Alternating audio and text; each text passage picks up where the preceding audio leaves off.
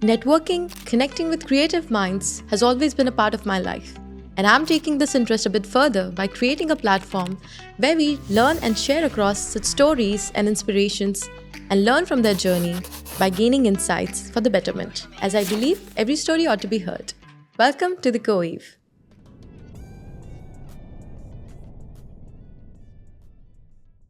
Hello and welcome to the Coeve. In today's episode, we are diving deeper into the principles of understanding true masculine energy and feminine energy. As we all know that women have been assertive and vocal about what women need. Now let's take a step ahead and understand what men need. And who could be a better person to help us understand than an alpha himself? Let's welcome Mr. Ron Malhotra into this podcast. Welcome, Mr. Ron. Thank you. And Mr. Ron has been a renowned figure who has been a source of inspiration for many young men who are striving for success in their professional and personal lives. With a focus on financial literacy and interpersonal skills, Mr. Malhotra has authored numerous books and aimed at enhancing wealth creation and personal development. His emphasis on redefining masculinity through his doctrines has resonated with many, offering a unique perspective on success and personal fulfillment. And in today's episode, we are going to dive deeper into his principles and explore the true impact of masculine energy on the society. So let's get started. Mr. Ron, we are so glad to have you on board for Coeve, and it's a pleasure and an honor to have you here. So before beginning with the main topic, I would want to understand where Ron's journey began and how this part of masculine energy, triggered something in you that has made you a person who is advocating this at this higher level. So... Well, my journey actually started in India. I was born in New Delhi. Okay. And when I was very young, I moved to Australia. Mm-hmm. As I was growing up in Australia, one of the things I realized was that there was a lot of support for women. It wasn't just about women's rights. It was about women's opportunities and women's results as well. Mm-hmm. So when you live, when you're a fish in the water, you don't know you're in the water. So when you grow around a culture that supports women right from the outset, that's normal for you. Okay. But over a period of time, as I started getting older, I started to realize that a lot of men that I grew up with and I went to school and university with were confused about their position in society. They were lost. Mm. I also found that I was very filtered in my approach when I was speaking to women. I had to think twice about what I was going to say. And I felt like there was many times I couldn't be in free flow and free expression. And then I started to look at some statistics. International Men's Day, for the first time, launched in Australia, and I was chosen to be the first ambassador for the International Men's Day. Wonderful. And it was interesting how much women were against supporting men's rights. Yeah. In 2013, after having looked around and seeing that a lot of men were confused, and I grew up confused myself, not really understanding what my role today is as a man, I was very careful that I don't want to come across as dominant. I don't want to come across as strong, because subconsciously you're always concerned that you're going to be judged. Some woman might say you're intimidating. Some woman might say you sound like you're dominant. And so what happens is you don't even realize you start to dial down and dilute your approach in so many social situations because you're concerned that you don't want to offend anybody. Yeah, right. But over a period of time, I started to lose my self-esteem. I didn't know what my role is as a man. Is it just to be here subservient to women? Or am I actually allowed to be the kind of guy who can openly express my ambitions of conquering and dominating, because that's what I wanted to do. That's what are men supposed to do, actually? Well, I didn't know it at the time. I was a little bit embarrassed and ashamed that, I had these desires to actually become ambitious and become successful, because success has become a bit of a dirty word. Dominance has become a bit of a dirty word. Power has become a bit of a dirty word, right? And so anyone that openly talks about wanting success or wanting power or wanting dominance is now considered to be somebody who is oppressive in nature. We don't even think twice. Right. So I started to think about those things, and over a period of time, I felt that my own personality was starting to become a bit feminine. I felt like when I was very young, in my early teens, I felt like I had a deep voice. I had a lot of confidence, but then I started to get into my mid-20s and early 30s. My body started to change. I had a double chin all of a sudden. I wasn't speaking up with full expression. I didn't have the power, the conviction that I have today. And I started to wonder what's happening. What's changing in my physiology? And I started to attribute that to the change in psychology. I was, I wasn't in free flow. I wasn't in free expression anymore. I was always concerned how I was going to be judged and how I was going to be perceived, especially by women. And so I started to do some studies, and I guess for me, one of the trigger events was that my best friend passed away, died, and he was only in his 30s. And then I had a cousin who killed himself. And then I started to look at the statistics, and it appeared to me that anxiety and depression for men was skyrocketing in the Western world, and men's suicide was also rising. And this was unprecedented. On further investigation, I found that the sperm count was dropping, testosterone levels were dropping globally in men. And so I became really interested, and I thought, well, what's going on? What is our real function in life? Is it just to be a good husband and a good dad? Or are we actually allowed to have a function beyond that? And then, I would go to family situations or social situations, and you'd see all these men, they'd be cooking and they'd be serving drinks, and generally you would hear these things, happy wife, happy life type of thing, right? And I started to hear it everywhere. But then, interestingly, I started to also see another trend. A lot of women were single. A lot of my female friends were dumping their boyfriends and husbands in large numbers. Exactly. I started to see that as well. So I'm like, okay, so here we have been telling men to be a certain way. A lot of men have complied with the narrative that women wanted. But as they started to comply with the narrative that women wanted, it appears that the women started to get put off by that compliance and started leaving the same men who complied. Exactly. So I'm like, this is kind of interesting, right? I want to understand more about this. And then as, the equality movement and, the diversity, inclusion, and equity movement, the feminist female rights, all these movements started, one of the things was people started to say, and today, as you know, there's a whole thing on gender ideology that's come out, right? Men and women, it's a social construct, apparently. And we're all humans. Right. And if I acknowledge the fact that you're different as a woman and I'm different as a man, I'm a sexist. Yeah. So somebody recently said to me, you're a sexist. And I said, yes, I am. It's fine. And I said, I'm a sexist because I acknowledge that women are different and men are different. So I guess that makes me a sexist. And then I asked her, would you want men to treat you like they treat other men? Or do you want men to treat you differently and acknowledge the fact that you're a little bit more fragile, you're a little bit prettier, you're a little bit softer, and to treat you with honor and respect? Because sometimes when we deal with men, we tend to be a little bit more crude and blunt with each other. Yeah. So if I'm a sexist, I'm going to treat you differently as a woman. If I'm not a sexist, I'm going to treat you like I treat a man. Yeah, the same way. And is that what women really want? Yeah. Do you really want to be treated like a man? Yeah. So I kind of started to then think that a lot of women who were pushing for equality, and not just women, even a lot of men got behind it, because these men were afraid that they didn't want to be seen as toxic. They wanted to be seen as good, decent men who were supporting women's rights. Unconsciously, a lot of these men are fearful. They don't have the backbone to stand for what they believe. And they wanted to be seen as men who are supporting women's rights. I understand that. I support women's rights. Absolutely, because women have been oppressed for so long. Yes, what true. I don't support, though, is how women's rights have gone from one extreme to actually becoming this anti-men's movement. And so somewhere along the line, what was actually about equal rights became about dominance and oppression of men and zero accountability on women's parts. So I felt, I definitely see why the feminist movement started, and I see the relevance and importance of it in certain areas. We're not disregarding the feminist movement. We're not disregarding it. We know that women are still, till today, in many places, in many cultures, don't have the rights that men have, and that's completely unacceptable.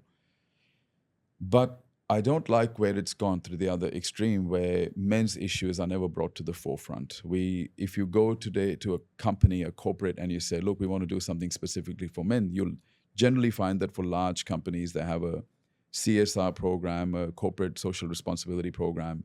Within that, they'll have programs that support women's initiatives, women's promotion, women's positions. Empowerment and all. You try and take that and you say, look, men are dying and men are getting depressed and men are getting anxious. And nobody wants to support a men's movement anymore. Nobody wants to support a men's initiative, right? So then I was like, what has happened, it appears, is that the pendulum was here. You had all these toxic, oppressive, dominant men who were controlling women. They were violent towards women. The feminist movement emerged as a response to that. And that's fine, because that this is unacceptable. That was needed for Yeah, that. but now what we've done is we've gone to the other extreme. So the pendulum's gone from yeah. this extreme to this extreme. Yeah, it's taken All I'm trying to do is bring it back to some sort of an equilibrium. correct momentum. Yeah. Because I feel like that extreme of toxic masculinity was definitely bad. This extreme of toxic feminist movement is also bad. And so I felt an opportunity because of I guess I'm privileged in the way of I've been born in the East and I've had Western upbringing and conditioning. I've been exposed to both sides. Wonderful. And I can see where India is headed. And I felt that there was an opportunity because I have a lot of people in India that I know, a lot of men, urban men that, have been my mentees and my clients for many years. And I see them and I look at them and a lot of them feel weak. Physically, they don't know where they stand in the world. They don't have the emotional resilience and resolve. They don't speak their mind. They're not expressive. They have low self-esteem. And sometimes I've seen them with their wives and girlfriends and partners, and the women that they're with, a lot of the times don't treat them with respect. Okay. Now, I don't think you can't blame the women. I'm not blaming women. I just want to make that very clear. I make it very clear to the men that, look, you are responsible for the fact that your girlfriend or your wife doesn't respect you. Yeah. And so we felt that the movement was required in India because before the feminist movement takes foothold and it starts to control men and gaslight them into complete compliance and submission, I need to intervene. Exactly. Because I need to make people realize how this will end up. And it's not going to end up well. We know that some of the traditional values around patriarchy definitely need a change. But we also need to acknowledge that some of those elements do need to be retained. We don't want to go and completely replace it with the modern progressive feminist movement, because that modern progressive feminist movement has actually resulted in a lot of social and cultural issues. And so that's why all I'm trying to do is bring light and balance to this conversation. Now tending towards the true definition of masculinity, as per my individual perspective, I believe a man should have at least 5 qualities which I stand by and look up to is a man who stands with God, a man who has his own voice, he has his own set of principles, and he who is a provider and generous. Not a wealthy person, I must say, but someone who is able to give and provide, a generous man. And the last one should be, I would like to inculcate amongst the young generation, is an emotionally aware man who knows what his strengths are, what his weaknesses are. This is what masculinity for me is. Seems like you've been watching my interviews. Yeah, I love to. I love that. Yes. So these are the 5 things that I, certainly look forward in my man and in my respective, aura of people that are around me. Are these man, fulfilling these qualities? And that's how, I also tend to see that I am in the right circle or am I not? I think you're right. There is one slight correction I would make is the man's got to have the ability to provide. Doesn't have an obligation to provide unless the woman that he's with meets his criteria as well. Oh. What I don't want is for men to go on a date and he has the ability to provide, but he chooses not to provide for this particular woman because she doesn't meet the criteria that he wants. And so she ends up gaslighting him and saying, hey, you're not a good provider. A man doesn't have an obligation to provide for every woman or any woman. He has to provide for the woman that he wants to be with. So I definitely feel that a man has to have the ability to provide, but he's not obligated to provide for any woman that he starts seeing, because he's also got to have a criteria and go, do you meet my criteria? Right. Are you the type of woman who compliments me? Are you the high value women that he is also looking for? High value woman, but again, we have to be very careful here because high value, my question here is high value for a woman the same as high value for a man? That's the real question, right? Because again, I think what has happened is the current modern narrative, when it talks about high value for a woman, it fails to acknowledge that if you are a master's degree qualified vice president at a large corporation making a multi-6-figure salary, a man doesn't necessarily see high value in that. He doesn't. Yeah, he does. Your female friends may, your customers, your boss may. A man will not necessarily see value in that. Yeah. Because it's great for you. And I think it's fantastic that women are developing in their careers. And I have to be very clear with you. I was never a traditionalist, by the way. I was incredibly modern in my views. As I've gotten older and I'm actually starting to understand the second and third level consequences of this feminist movement, I'm starting to become more traditionalist in my views because logically it makes more sense. A man is not necessarily going to be attracted to a woman more because she has a multi-six-figure salary. That is a fact. Or that she's a vice president. Or that she drives a BMW. Men don't necessarily see value in that. They may not. Okay. So the value is determined differently. For me, a value, if I'm looking at a woman, to me, a woman that is feminine, first of all, that's value for me, right? Is she going to compliment me? Does she have similar values to me? Is she going to compliment me? Is she somebody who is disruptive, or can she maintain harmony? Has she got a desire to nurture and feed? If I'm out there, for example, I'm not saying that women need to be restricted to traditional roles. She can have her career, but at the end of the day, I want women to understand that high-value men will not necessarily perceive high value in a woman having a great career. He's going to look for other attributes that he doesn't have. So if I'm a high-value man, I already know how to make money. I know how to build business. I know how to get clients. I know how to build a lifestyle. I know how to build net worth. I don't need her to do that. She can do it because she wants to do it. That's fine. But I'm not going to perceive high value in that. So women also need to understand, just those, it's like if I am a great cook or I'm great at cleaning the house and I'm not saying that it's a traditional role, but let's just say I'm a man who's incredibly good at sitting with you, hold your hand and watch movies and cry. You may not necessarily see value in that. You might say, I want my man to have a bit of wild streak in him. I want him to go out there and have the ability to hunt. Because if he can't hunt, hunting as in go and make money, go and build something. If he hasn't got the ability to hunt, he hasn't got the ability to protect. So men and women perceive value in each other differently as well. And that's another problem that I have with this whole argument that gender is a social construct. It's actually not. We are naturally attracted to certain attributes in the opposite sex, just like the opposite sex has certain things that it's attracted to in us. And the other problem is the hypocrisy of the equality argument. Right. As you know, I had said this recently. I said, well, so women are saying that they want equality, yet women never opt for men that are the same height as them, same physique as them, same size as them, makes the same money as them. So in effect, a woman is basically saying, look, I actually want equality, but when it comes to the selection of a man, I don't. That's fine. She's absolutely entitled to that, but let's acknowledge that double standard, right? Let's not hide that conversation. A woman has every right to choose whoever she wants to be with, and she should. She should never settle for anyone less than what she wants to be with. But she should also at the same time acknowledge that there is a double standard. What kind of equality are you voting for? What kind of equality are you looking for then? I think women need to have the equal same rights. If the income, if they work and they have the same qualifications, same experience, same capability in terms of work ethic, same ability to make sacrifices, same commitment. If they have the same as a man, they should never get paid less. I mean, I don't know why that happens, right? They should get paid the same as a man. Exactly. But a lot of the times what happens is they have the same qualifications and the same experience as a man, but they don't have the same drive, the same ability, same work ethic in many cases as a man, but they want the same pay as a man.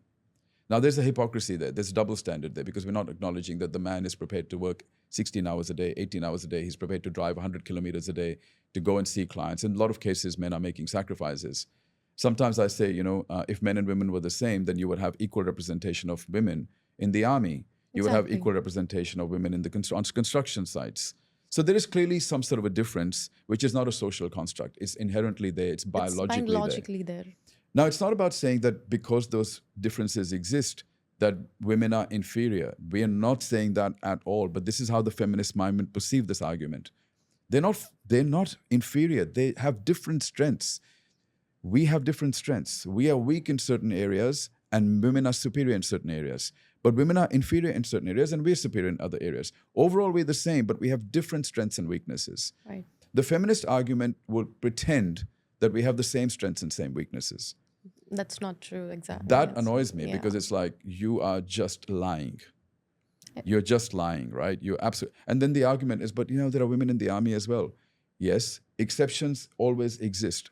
But at what percentage does it exist? Well, exactly right. And so the existence of an exception doesn't invalidate the norm. Right. The norm is still that There are a lot of activities men are better suited for, and men have a natural desire for dominance and conquering, and those things should not be labeled as negative. If a man has also developed emotional intelligence and spiritual awareness, those qualities or those desires to dominate and conquer are actually very positive. Also, we should not be gaslighting men into becoming more and more tolerant. I don't think it's required, because we were talking about what's happening, in the West right now, and this is a very politically incorrect conversation, but I just want you to understand.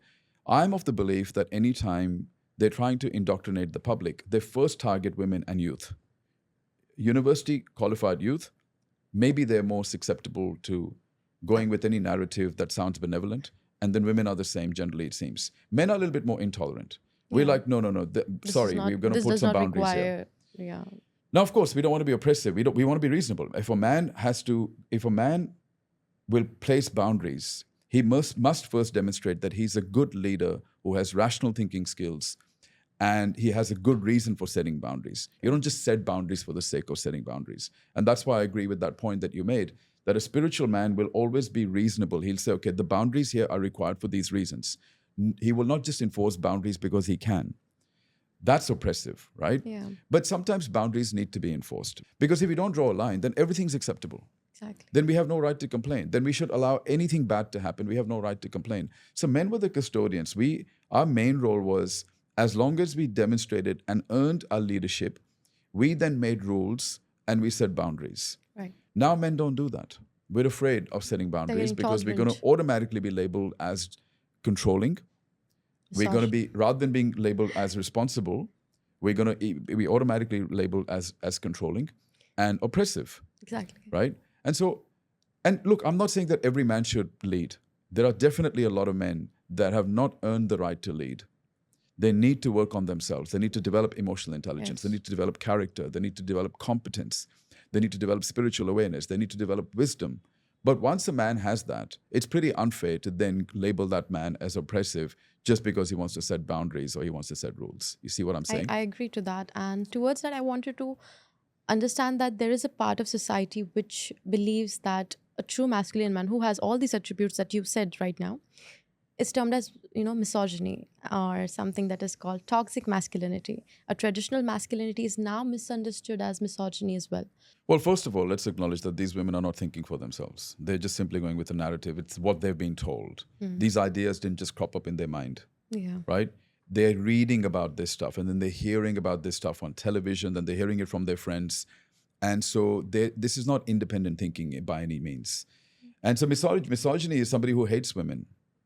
Yeah. When you hate women, you want to treat them like men, right? You don't treat them any different. When you love women, you treat them like women. Exactly. Yeah?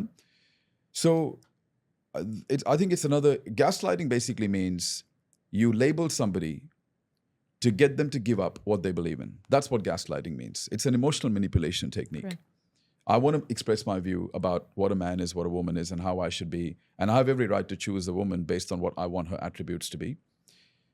If I do that, you label me, because what you're trying to do is you're trying to get me to give up my beliefs and my behavior. But it won't work on somebody like me who has actually thought through this and has come to this conclusion after a lot of research and investigation. But it'll work on the weak man who hasn't thought this through. He'll immediately give up his belief system and adopt the frame of the woman who's calling him a misogynist. But it won't work with high-value men who actually know what they're doing. I would like to introduce a theory which I have understood and read about, is Rockefeller's theory. I'm not sure if you have read it. So it was like introduction of women into workforce. It was a deliberate action from the capitalist industries and the people that are, trying to subordinate or trying to separate a unit of a family. So this was an initiative actually done deliberately to introduce women into workforce. That's how they stay away from their children. And the children will be indoctrinated through their theories in school to have a separate, narrative about what women do and what men does. So this was the, I think, beginning of capitalism, where it started, where there was division of society from the family. The core of the families was divided. The children were separated from their mother and father. The mother was not nurturing the children as they are supposed to do, inculcate the values what children need at that time. And that's how they try to mold the psychology of the children as well through the schooling. And that's how led to capitalism. This is a theory which which I've heard about. The whole Rockefeller theory is that they wanted to create dysfunction within the family unit, pit the men and women against each other, and then that way they could increase the number of taxpayers because the women went back to work. But not only that, the children would stop seeing parents as the ultimate authority and start looking at the government as the ultimate authority, which means that if the government wanted to enforce any type of political agenda, they had a higher probability of being able to brainwash the kids. I mean, I've just recently experienced this. I've got a daughter who's not even 12. Okay. We had an event for the Successful Woman where I took some pictures of my daughter, and it happened when I was doing my speech. The pictures of my daughter were up on the screen. I chose those pictures. My daughter is only 11, and I wanted to show people, the audience, that look, this is my daughter, and this is what I'm teaching her. My daughter found out that I had put her images up, and this is what she said: "You did it without my consent." She's 11, and I was a little bit shocked because she's 11, does this right? come from? Yeah. And then she said, "This is what she said." She said, "Do you know I can call the police? This is what's happening. This is my daughter." This is what she said. We were actually talking about it in the car today, right? Just imagine how shocking that is. Yeah. Imagine that. So what does that say about parental authority now? Where is my authority, despite all the training and everything that I did? Just imagine in the subtle ways that governments are now got that control over the new generations. Exactly. So we're at a point where, when women decide that they're not going to submit their authority because there's not enough masculine men around them, or because women have been indoctrinated with the belief that any type of submission is bad, the woman doesn't become independent. She actually takes that authority and she gives it to her corporate boss or the government. Yeah. Right? Indirectly, yeah. She's It's not going to happen fully that way. independent. There's a lot of women, I'm a boss babe, I'm this independent chick, right? We hear this all this stuff on Instagram. But then you actually look at the fact that they're subservient to somebody else. It's just not their husband, right? Now, we don't want women to submit their authority to a man who doesn't deserve it. I've never, ever said that. I always say women actually do it willingly. You never have to ask a woman. You never have to expect. You never have to enforce it. Women, the way they are, most women, especially if they still have some femininity left in them, if they're feminine, they will naturally want a man to lead. But the women don't want now to just allow any man to lead. And I think that's absolutely fair enough.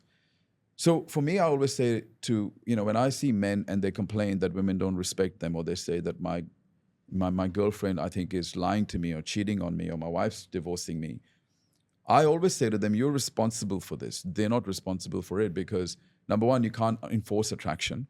She's lost attraction for you, and she's lost respect for you. She's lost attraction and respect for you because of how you behave, right? So you have to understand that even though women are being influenced by the feminist narrative, we can't blame them because we are still not good enough for them to want to us to lead. We can't blame them for it. So, and that's what I'm saying, because sometimes when I have these conversations, I support women where they need to be supported. I support men where they need to be supported. I don't have a blind bias because I'm a man. I'm just going to blindly support men. I don't do that.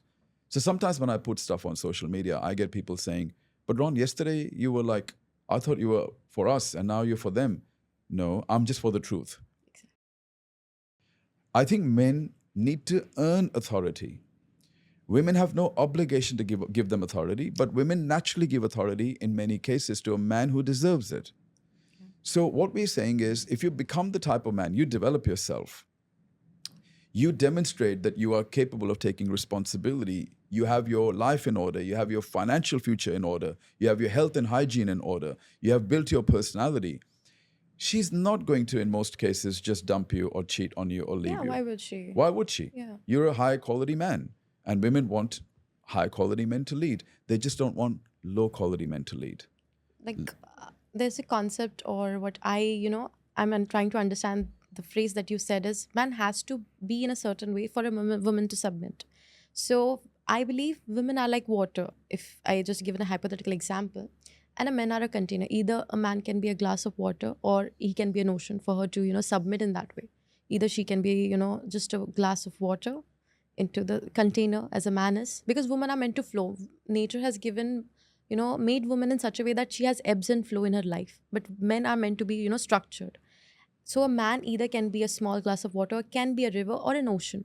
What he is being, the woman will, occupy and, flow in that way. That's a nice analogy. Yeah, I just, thought about it, that you were suggesting that men has to become something in order for a woman to submit or to be what he expects her to be. Yeah, but I should provide some further context around submission as well. Like, why even talk about submission? Why does anybody have to Yeah. submit, Ron?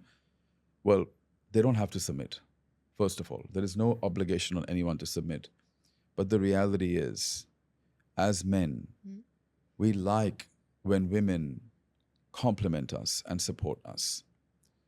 We are attracted to that quality. And you can't gaslight us into changing our primitive behavior. The reality is, if a woman ends up carrying out this function and she's the aggressor and she's the conqueror and she's the dominant force in the family, then what will happen is only feminine men will be attracted to that masculine energy, because the masculine energy is about dominance and it's about conquering. So what happens is, when a woman starts to develop those characteristics in herself, it's going to be very hard for her to attract a man with similar characteristics, because there'll be a clash. The yin and yang, right? Yeah. The polar opposites attract. Exactly. But when you're so similar, there's going to be a clash. So then the woman has to decide, either she finds a man who's high value and she's comfortable, because submission to me is surrendering some control and trusting in the man, right?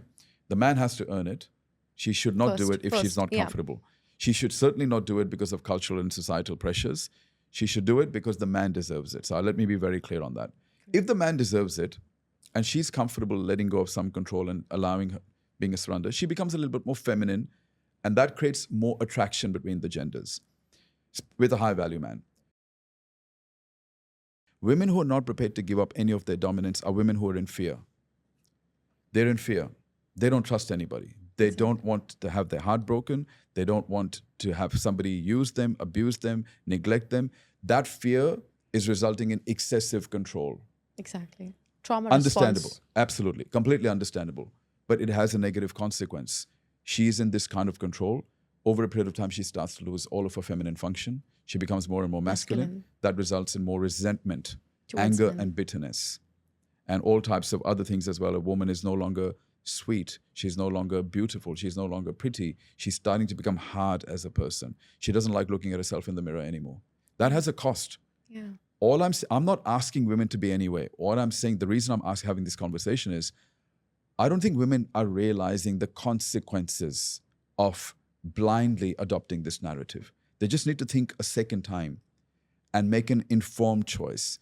Women can choose whatever they want, but they need to choose carefully after understanding the second and third level consequence of their choice, not just the first level consequence. I'm an independent woman. After 10 years of independence and living on your own with a cat or a dog, a lot of women are going to start to crave compatibility and chemistry. They're going to want to crave a man who is going to lead them and nurture them and love them and protect them. And a lot of them have put themselves in a position where they'll never get that. If they're happy with that, no problem. If they're not happy with that, but they're going on the internet and saying, I'm really, really happy alone, that's fine. If you're being genuine, fantastic. I just suspect that a lot of women are not being real. They're trying to justify. They just portray something, but they're trying to portray something because they made a bad decision, and instead of admitting that they made a bad decision, they're trying to put positive connotations to that bad decision. Feminism, quote unquote feminism. Like, we can stay alone, we can do it all ourselves. We cannot actually. We can. It's not that they can't. As the world becomes more modern and urban, they can. Do they want to, though? That's really the question. Do they really want to do it? First 5 years, it might, the novelty is great. You've got your BMW, you've got your flat, you can go and buy that Prada handbag. 5 years, 10 years. After 10 years, I think the novelty starts to wear out. But I would like to contradict a point to you that women have not become this just out of the bloom. It has happened due to men also have adapted feminism in certain way. Like, they are trying to have that feminine energy in them. They are not providing the right response needed at times, the right communication, what a women need. Women are very open to understand through vocal, affection. What are you trying to portray? Men are on the other side, they look out for actions, but women need to understand what my man thinks about it, what he speaks to me. And if men are not vocal and good at communicating or being assertive, that is what we are here to know, what men want exactly. So what men also want, women wants to know that first, because women are always vocal. Like, I want this, I would want my man to be this way, I would like to be, treat me in this way. So but men are not being that assertive, and that creates a gap. And that has also led men to take a step back and become more feminine, and that is why women have become more authoritative in a relationship. The root cause of the feminist movement is men who did not learn to be men. Okay. Women are not responsible for the feminist movement. Men are responsible for the feminist movement. Exactly. Because had we taken care of our responsibilities, had we led properly and responsibly, not controlled women, but gone and dominated the world out there. So this is the problem. A lot of men have become risk averse with their careers, but that aggressive drive for conquering and dominance doesn't go away. So what they end up doing is then they take it out at home. Right. Go and do it out there. Don't do it at home. Because men became risk averse and they became soft, then they started to control the women and the children excessively. And that feminist movement was a response to that oppression. So I agree with you. Men have to start leading again. But now men are very confused. It's like, if I ask you out on a date and you work with me, are you going to accuse me of harassment? If I say, hey, we're going here, are you going to say I'm a misogynist because I didn't ask you, I didn't get your permission? So the new generation of men, we also have to understand and we have to empathize with them. They don't know what to do anymore. They don't know. And they're so afraid of the labels and being gaslit. So here is my solution to men. Mm-hmm. Stop being afraid of the labels. Right. If you do it respectfully, approach women, ask them out. If she says no, better yourself. Don't harass her. Maybe try a second time, better yourself. If she doesn't give you a chance, move on. But have a go. Don't be so afraid of the fact that she may misunderstand you, or somebody may call you this or that. Somebody may call you macho or toxic masculine. Don't be afraid of labels. As long as you're doing the right thing, you just keep doing the right thing. Because men have to take that initiative back again. But there's a way to do it. Obviously, you don't want to harass women. If a woman's not attracted to you and she has said no, take that as a no and move on. Yeah. Find somebody else. Yeah. Right. So men have to understand that. That's why we designed this initiative. The Successful Male was designed around helping men understand what does it mean to be a masculine male in the modern day world. You can't be the masculine man from the 60s or 70s with the hairy chest and the deep voice, smoking a Marlboro, sitting on a house. You can't do that anymore. Right. But let's not give up some. There are some elements that are still required. Like to retain some of those. Yeah, those men were strong. They were leaders. The problem was they were not emotionally intelligent. Yeah. They were not spiritually aware. And they didn't have the wisdom. Right. And they were not great communicators. They were not expressive. So they were not aware of what... Well, what we're basically saying is retain some of those characteristics that were positive, combine it with the positive characteristics of the 2000s, emotional intelligence, spiritual awareness, and now we have a new breed of man that is masculine, but he's also sensitive in certain areas, right? What would you like to tell the feminine women, or the women who are, yes, feminine, but they are also into the workforce?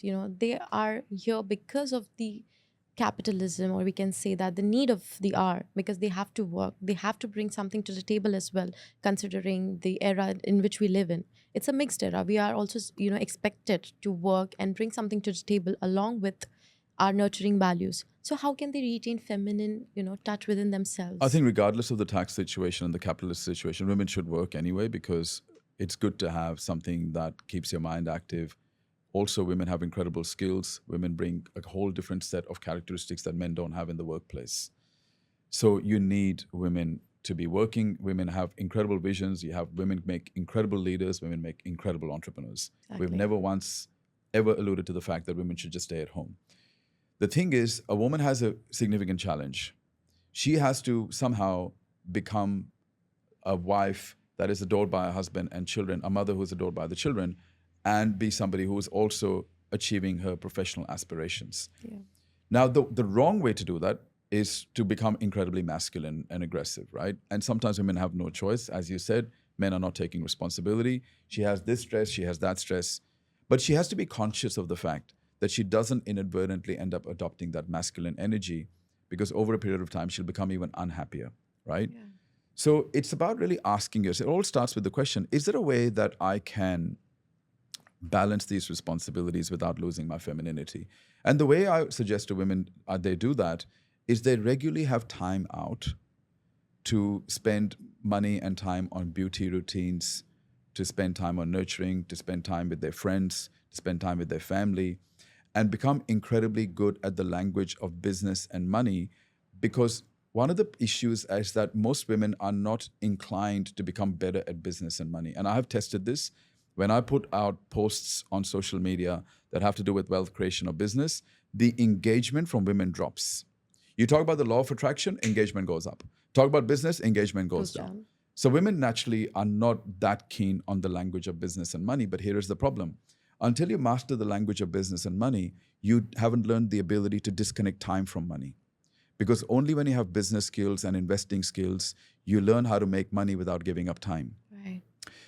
Now, once you have learned the skill of making money without giving up time or giving up less time, now you have more time for your family and you have more time for your beauty routines and spend time with your friends and so on and so forth.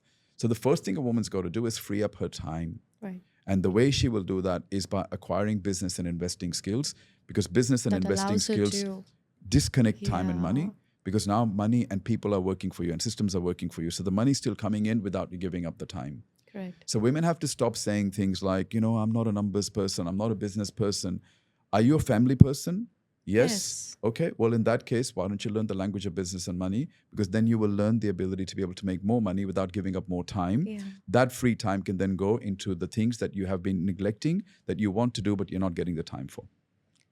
As you've introduced money into this conversation, there's a saying from Warren Buffett that a man who controls his emotion, knows to control his emotion, knows to control his money as well. So if a man is also being emotionally very well aware, he can, make tons of money. And the women also feels very comfortable to know that, yeah, I have a provider all the way. And what I'm doing is out of interest, out of my own, feminine energy, that I'm trying this business, I am, investing here, investing there. And at the same time, I'm also giving a part of myself to the home that I want. So there is a sense of security as well. If a man, understands the language of money. But even women need to understand it, because at any point, your husband could die, your partner you could end up That's in a divorce. inevitable. Exactly. So women also need to be financially literate.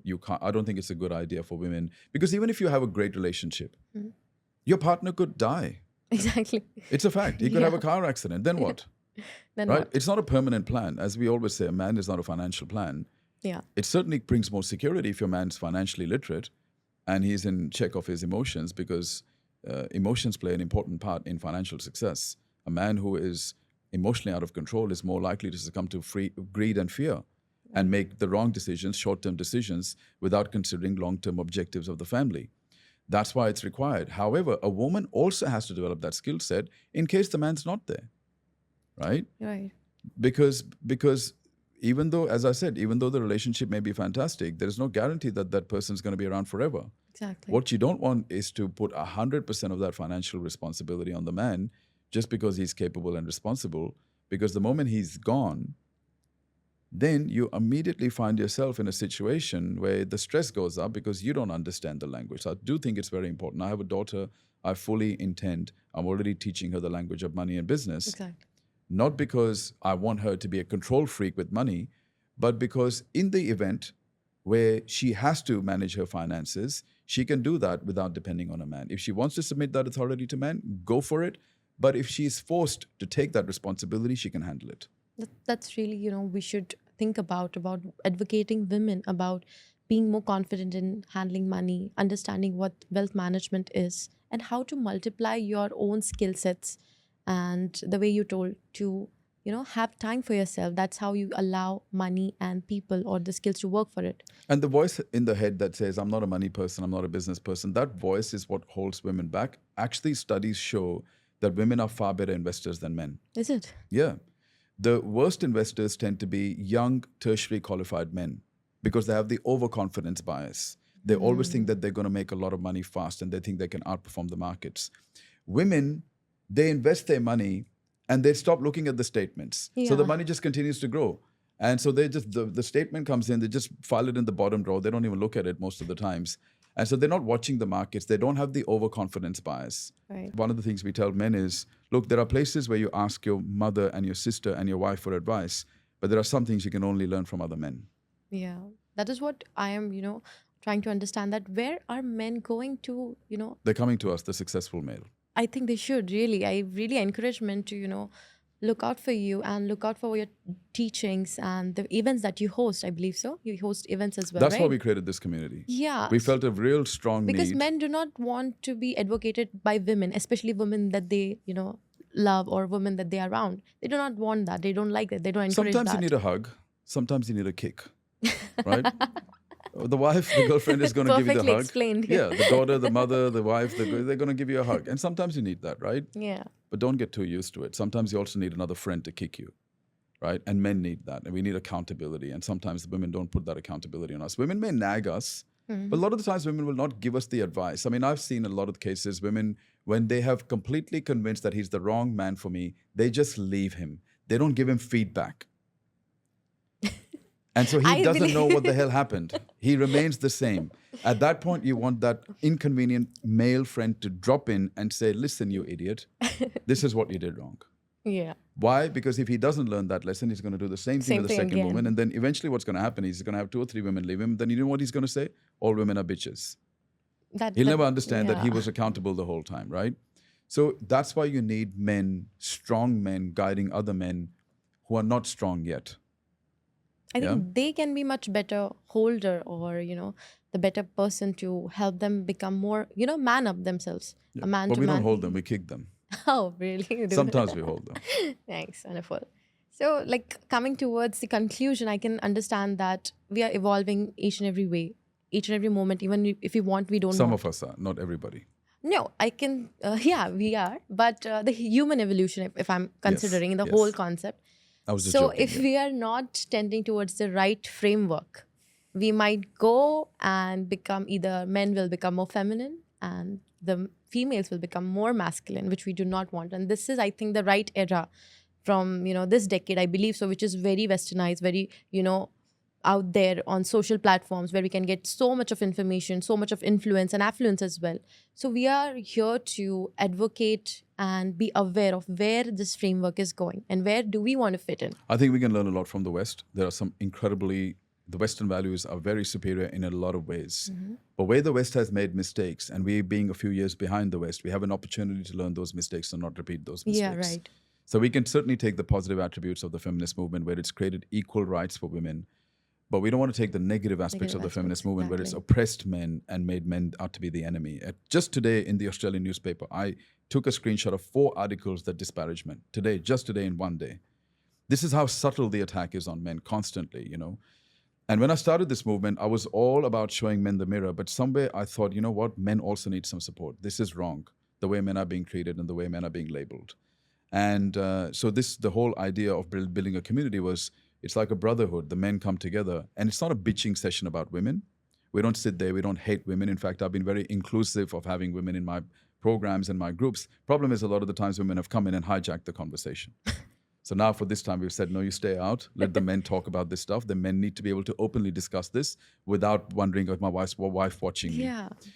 And so we have now created this community, and I think I really strongly believe that I've got this right. I've got this model right. I have completely understood now, and having I've been on both sides. I became feminist myself. I became brainwashed myself. I lost so much of my own masculinity. Having earned it back again, I now understand the journey incredibly well. And only after, we started this in 2013. It took me literally 10 years to bring it to India because I've been working out the finer nuances. Before Mr. Andrew Tate or Mr. any of these guys came out and they started talking about masculinity, we were doing it in 2013. Exactly. We just didn't spread the word because we were still trying to understand the finer nuances of what men need. Right. And how do we do it in such a way that by enabling men, we end up serving women? Wow. What something that I am, going to ponder on again and again after this wonderful conversation that we had. And I really genuinely appreciate that what all the things that you've said to me, I inculcate as well. Because being surrounded by toxic femininity is really inevitable around these days. But yes, I would certainly, try to inculcate those values in me and the people that are around me. And I wish you all the very best. We could That's redo very it. nice of you. You didn't have to. No, We I love appreciate it. the opportunity anyway. No, I'm really glad that I can do as much as I can, because that is what I Thank love you. to. Thank you. So What does it say coming on there? Creativity. creativity for you. Okay, lovely. Thank you. So I am quite a person who does journaling quite often. I understand my shadows and try to learn about myself. And through journaling, it has helped me a lot in the past couple of years. So I would like to give this as a token Thank you so much. for accepting our invite. And I appreciate wish that. That's very nice of you. our Thank you. path cross And again. you can never do enough journaling. And actually, I haven't been doing journaling recently, so this will make me do it again. So that's a wrap at Koi with Ron Malhotra, the Indian Lion. Follow for such more content at Ron Malhotra's Instagram page and YouTube page as well, and visit his profile for more of such content. Thank you so much.